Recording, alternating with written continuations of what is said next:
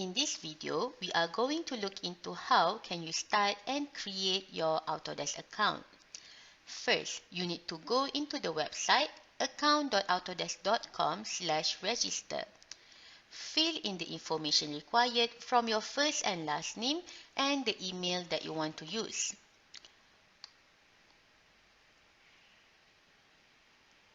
Create a password and be sure to include at least one letter, one number and 3 unique characters.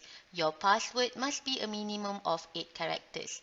And you can click on Agree to the Autodesk term of use and acknowledge the privacy statement and click on Create Account. Now your account has been created and you can click on Done. And there you have it. This is how you create your Autodesk account.